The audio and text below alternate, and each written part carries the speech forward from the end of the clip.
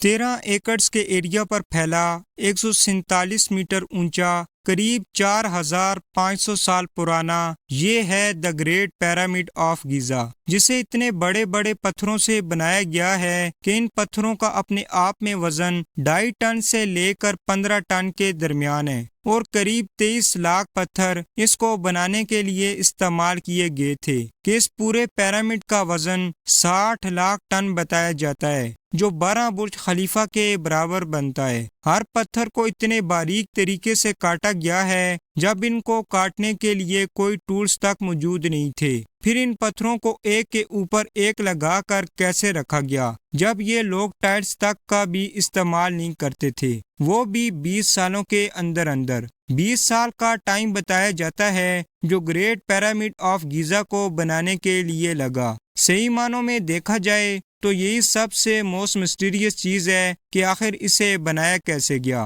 Welcome back to another new video of mister me. کئی theories بتائی جاتی ہیں اس کو لے کر، اور اس بارے میں کنسپریسی تھیوری کی بات نہیں کروں گا جو بہت ہی عجیب و غریب ہیں، لیکن ان تھیوریز کی بات کرنے سے پہلے ایک بہت بڑے مسکنسیپشن کو دیکھتے ہیں جو اکثر لوگوں کے مائنڈ میں ہوتا ہے ان پیرامڈز کو لے کر۔ موویز میں اکثر دکھایا جاتا ہے کہ ان پیرامڈز کو بناتے وقت سلیو لیبر کا استعمال کیا گیا تھا۔ بڑے ہی غریب سرونٹ یہاں پر مجبوری میں کام کرتے تھے، دن رات ان کے جو بوس ہوتے تھے انہیں رسیوں سے مارتے تھے، ہنٹر سے پٹائی کرتے تھے۔ یاد ہے نا کسی فلم میں آپ نے یہ ضرور دیکھا ہوگا۔ کافی ٹائم تک لوگوں کو لگتا تھا کہ ایسے سلیو لیبرز نے ان پیرامڈز کو بنایا ہے۔ 5 سینچری BC میں رہنے والے ایک گریک ہسٹورین تھے ہیریڈوٹس، انہوں نے ہی پہلے اس تھیوری کو سجیسٹ کیا تھا کہ سلیو لیبر نے ان پیرامڈز کو بنایا ہے، لیکن آج کے دن ہم جانتے ہیں کہ ایکچولی میں ایسا بالکل بھی نہیں تھا۔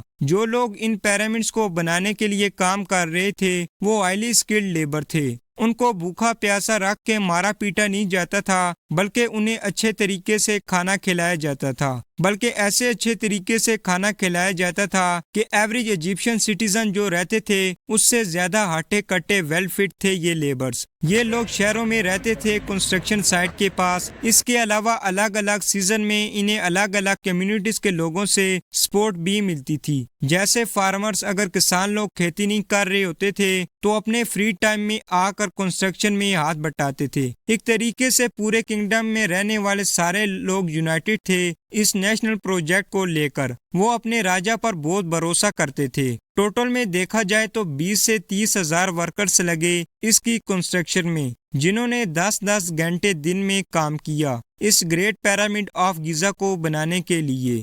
کنسٹرکشن مٹیریل کی بات کی جائے تو 55 لاکھ ٹن لائم سٹون، 8000 ٹن گرینیٹ اور 5 لاکھ ٹن موٹر کا استعمال کیا گیا۔ زیادہ تر پتھر آئے تھے آس پاس کے ایریا سے ہی، زیادہ سے زیادہ دور یہ ساؤتھرن ایجپٹ کے ریجن سے آئے تھے جو 800 کلومیٹر دور ہے۔ اب سوال یہ ہے کہ ان پتھروں کو کاٹا کیسے جاتا تھا؟ کاپر اس وقت کامن میٹل استعمال کیا جاتا تھا، اور جو ٹولز بناتے تھے وہ بھی کاپر کے ہوتے تھے۔ جو زیادہ ہارڈ پتھر ہوتے تھے گرینائٹ کے، انہیں یہ توڑتے تھے ڈولریٹ کا استعمال کر کے۔ کئی طریقے ان کے کافی یونیک تھے، جیسے یہ پتھروں کے اندر یہ کریکس کو ڈھونڈتے تھے اور تھوڑے سے بنے ہوئے ووڈ کے ویجز ڈال دیتے تھے جو پانی کے اندر ساک کیے گئے ہوئے ہوتے تھے۔ جیسے وہ پتھر پانی کو ایبزارب کرتا تھا اور یہ ویجز اور ایکسپینڈ ہو جاتے تھے۔ اب سب سے بڑے سوال کی طرف آتے ہیں کہ ان پتھروں کو موو کیسے کیا جاتا تھا؟ اس وقت ویل تک کا استعمال نہیں کیا جاتا تھا۔ سب سے پلوزیبل تھیوری ہے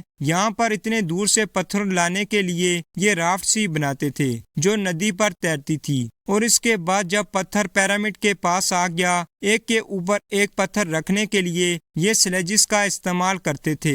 گیلی مٹی میں یہ بڑی انٹرسٹنگ تھیوری ہے جو بہت ہی ریسنٹلی پتہ چلی ہے۔ 2014 میں ایک اسٹڈی کی گئی تھی، اس تھیوری کا بیسس ہے ایکچولی میں ایک پینٹنگ جو پائی گئی تھی جہوٹو لو ٹیپ کے ٹوم پر۔ یہ ٹوم 1900 BC کا ہے، لیکن اس پینٹنگ میں آپ دیکھ سکتے ہیں قریب 170 لوگ ایک سٹیچو کو کھسکا کے لے کے جا رہے ہیں ایک سلیج پر، اور رسیوں کا استعمال کر رہے ہیں اتنی باری چیز کو کھینچنے کے لیے۔ اس پینٹنگ میں آپ دھیان سے دیکھیں گے تو پتہ چلے گا کہ اس پینٹنگ میں ایک آدمی پانی پھینک رہا ہے ریت کے اوپر۔ شروع میں آرکیالوجسٹ کو لگا یہ ان کا کوئی ٹریڈیشن ہوگا سامنے پانی گرانا، لیکن جب فزسٹ ڈینیل بونین اور ان کی ٹیم نے اسے جب ٹیسٹ آؤٹ کیا تو پتہ لگا کہ ریت میں اگر سرٹن اماؤنٹ میں پانی موجود ہوگا زمین پر اور زمین پر کھسکنے والی چیز پر، اس کا جو فریکشن ہے وہ کافی حد تک ختم ہو جاتا ہے۔ یہ ریشو کافی باریک ہے، قریب 2% سے 5%۔ پانی سینڈ میں اس کی مدد سے ریت میں چیزوں کو کھینچنا کافی آسان ہو جاتا ہے۔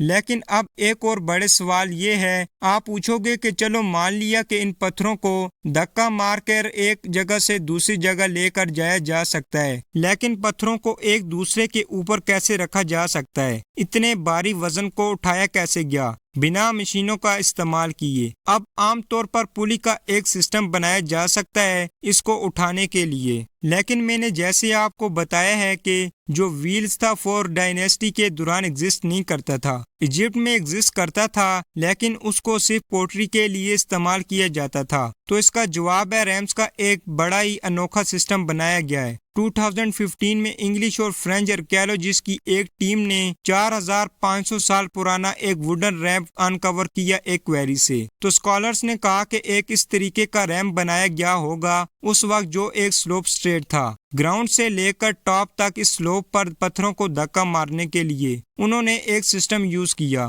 جہاں پر انہوں نے لکڑی کے ڈنڈے گاڑ دیے، اس کے آس پاس پھر انہوں نے رسیوں کا استعمال کیا ان ڈنڈوں کے اراؤنڈ پتھروں کو اوپر کھینچنے کے لیے، کچھ اس طریقے سے جیسے آپ آرٹ ورک میں دیکھ سکتے ہیں۔ اسے سجیسٹ کیا گیا تھا فزسٹ جوزف ویسٹ نے 2014 میں۔ اس تھیوری کے اکارڈنگ پیرامڈ کا ہر ایک لیول کمپلیٹ کرنے کے بعد ان لوگوں نے ایک نیا سلوپ بنایا ہوگا تاکہ سلوپ کا اینگل زیادہ نہ ہو، یعنی سلوپ کو پیچھے تک لے گئے ہوں گے تاکہ سلوپ میں زیادہ ٹلٹ نہ آئے۔ اس کے علاوہ ایک دوسری تھیوری کہتی ہے کہ انہوں نے لیور کا سسٹم یوز کیا ہوگا ان پتھروں کو ایک کے اوپر ایک رکھنے کے لیے۔ دیکھیے یہ کس طریقے سے کام کرتا ہے۔ بیسیکلی یہ ایک مڈل پوائنٹ لے لیا جس کی ہائٹ تھوڑی زیادہ ہو، اس کے اوپر ایک ڈنڈا لگایا اور ڈنڈے کے دوسری طرف کچھ بھاری وزن ڈالا اور پھر اسے گھما کر اوپر پلیس کر دیا۔ اسکالرز کا ماننا ہے کہ ایسا ہی سیملر سسٹم جس کو انہوں نے نام دیا شدوف ایجپٹ میں ایگزسٹ کرتا تھا۔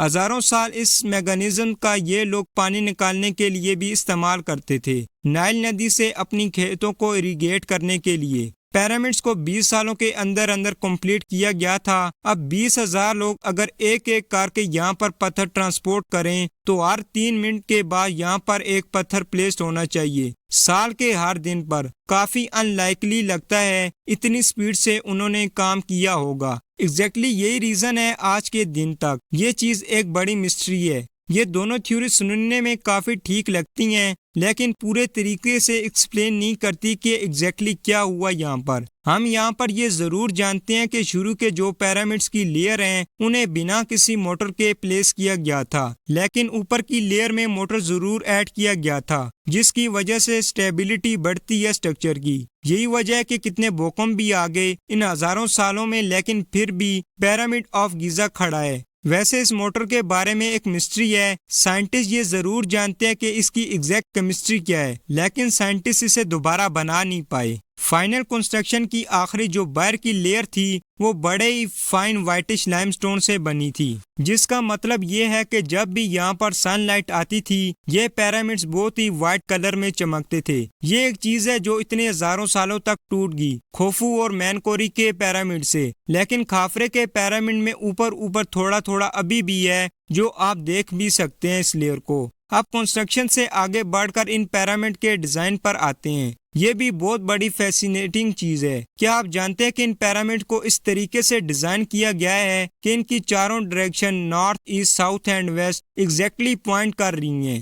1 to 115 ڈگری کا ایرر ہے جو کہ بہت ہی تھوڑا ایرر ہوتا ہے۔ آلموسٹ یہی مان لو کہ بڑے ایکوریٹ طریقے سے چاروں ڈائریکشن کو پوائنٹ کر رہی ہیں۔ کیسے ہو سکتا ہے یہ؟ اس وقت کوئی کمپس موجود نہیں تھی، ماڈرن ٹیکنالوجی نہیں تھی، GPS ٹیکنالوجی نہیں تھی۔ تو ایک بار پھر سے ریسرچر نے اپنی تھیوریٹیکل ایکسپلینیشن دینے کی کوشش کی کہ ایجپشن نے اتنا ہائی لیول آف پریسیژن کیسے اچیو کیا۔ ایک پاپولر تھیوری اس کو لے کر بتائی جاتی ہے اینٹونم ایکوینکس۔ جب زمین کا ٹلٹ کچھ اس طریقے سے ہو جاتا ہے کہ دن اور رات ایگزیکٹلی ایکول ہو جاتے ہیں تو زمین پر پڑنے والی شیڈو بالکل سٹریٹ ہو جاتی ہے ایسٹ اور ویسٹ ڈائریکشن میں۔ اگر ایجپشین نے کچھ اس طریقے کا استعمال کیا تھا تو جو ڈگری آف ایرر ان کی کیلکولیشن میں آیا تھا تو سیم وہی ڈگری آف ایرر شیڈو میں بھی موجود ہوتا ہے۔ تو دوسری تھیوری یہاں پر بتائی جاتی ہے کہ کنسٹیلیشن کو لے کر آسمان میں جو تارے ہوتے ہیں ان کی ڈائریکشن کو دیکھ کر یہاں پر ایجپشین نے اپنے ڈیزائن کو الائن کیا ہوگا۔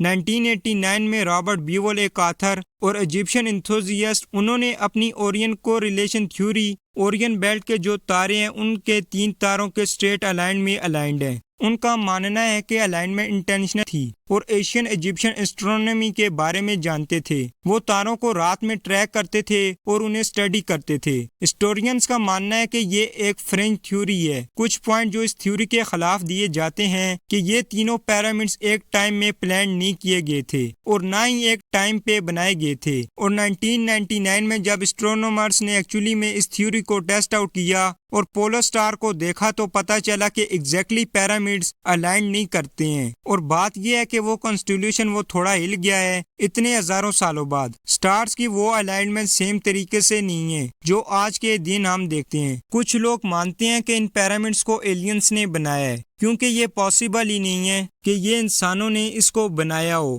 اب ان سب میں کتنی سچائی ہے یہ ابھی تک ایک مسٹری ہے، اور شاید فیوچر میں اس کا کوئی ٹھوس ایویڈنس مل جائے۔ آئی ہوپ کہ مسٹر می کی یہ ویڈیو بھی آپ کو پسند آئی ہوگی۔ اس طرح کی مور انفارمیٹیو اور انٹرسٹنگ ویڈیوز کے لیے لائک، سبسکرائب، شیئر کرنا مت بھولیے گا، اور آپ کے پیار بھرے کمنٹس کا میں شدت سے انتظار کروں گا۔ آپ کا اپنا بھائی مسٹر می۔